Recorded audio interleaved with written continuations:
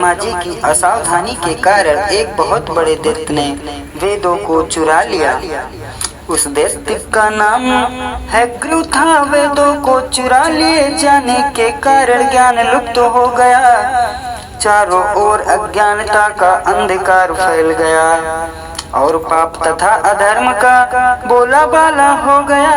तब भगवान विष्णु ने धर्म की रक्षा के लिए मत्स्य रूप धारण करके हैग्रीव का वध किया और वेदों की रक्षा की। भगवान ने मत्स्य का रूप किस प्रकार धारण किया, इसकी विस्मयी करणी कथा इस प्रकार है। कालपात के पूर्व एक प्रिय आत्मा राजा तप कर रहे थे। राजा का नाम सत्यव्रत था। सत्यव्रत प्रत्यय आत्मा तो थे ही, बड़े उदार हृदय का भी थे। प्रभात का समय था, सूर्य उदय हो चुका था। सत्यव्रत कृतमाला नदी में स्नान कर रहे थे। उसने स्नान करने के प्रस्ताव जब तर्पण के लिए अंजलि में जल लिया तो अंजलि में जल के साथ एक छोटी सी मछली भी आ गई। सत्यव्रत ने मछली को नदी के जल में छोड़ दिया। एक बार प्रेम से बोलिए श्री हरि विष्णु भगवान की जय। मछली बोली, राजा, जल के बड़े बड़े जीव छोटे छोटे जीवों को मारकर खा जाते हैं। अवश्य कोई बड़ा जीव मुझे भी मारकर खा जाएगा।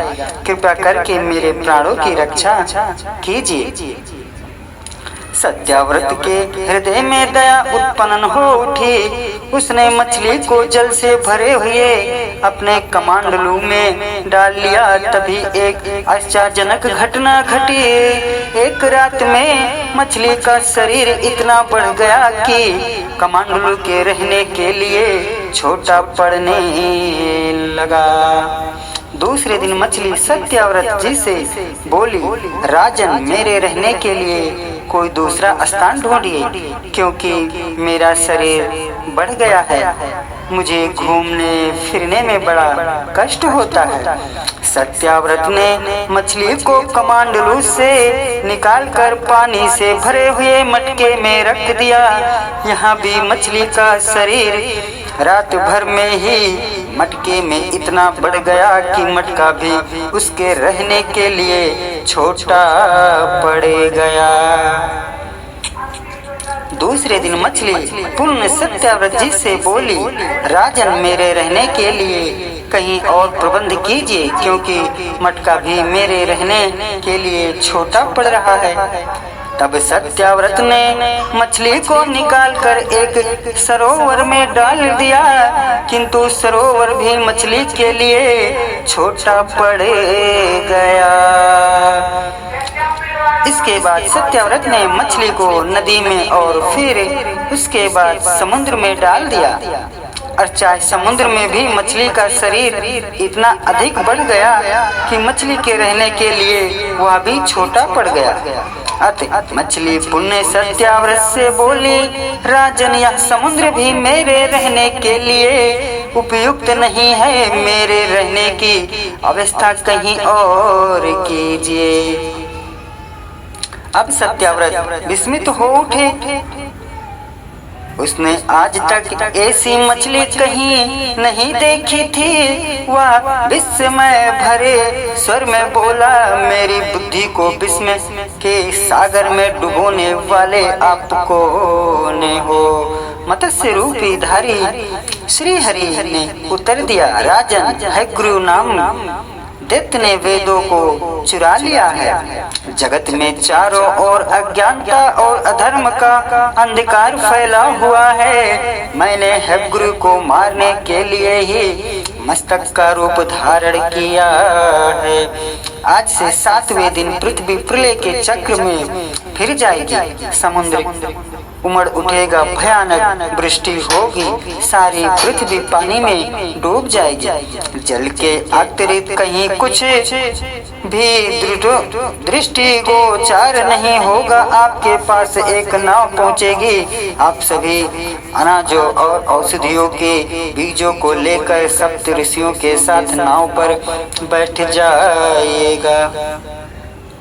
मैं उसी समय आपको पुण्य दिखाई पड़ूंगा और आपको आत्म तत्व का ज्ञान प्रदान करूंगा।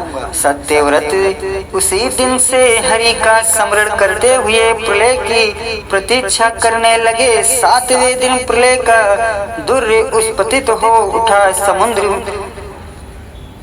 भी उमड़कर अपनी सीमाओं से बाहर बहने लगे। भयानक वृष्टि होने लगी। थोड़ी ही देर में सारी पृथ्वी पर जल ही जल हो गया।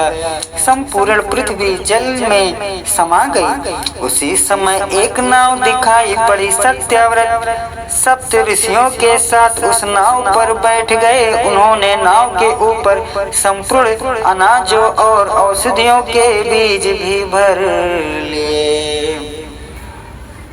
नाव प्रलय के सागर में तैरने लगी। प्रलय के उस सागर में उस नाव के अतिरिक्त कहीं भी कुछ नहीं दिखाई दे रहा था। सहस्र मस्त रूपी भगवान प्रलय के सागर में दिखाई पड़े। सत्याव्रत और सप्त ऋषिगण मत्स्य रूपी भगवान की प्रार्थना करने लगे। भगवान से आत्मज्ञान पाकर सत्यव्रत का जीवन धन्य हो उठा। वह जीते ही जीवन मुक्त हो गए। प्रलय का प्रकोप शांत होने पर मस्तक रूपी भगवान ने हव्र को मारकर उससे वेद छीन लिए। भगवान ने ब्रह्मा जी को पूर्ण वेद दे दिए। इस प्रकार भगवान ने मत्स्य रूप धारण करके वेदों का उद्धार तो किया ही, साथ ही संसार के प्राणियों का भी अमित कल्याण किया। एक बार प्रेम से बोले श्री हरि विष्णु भगवान।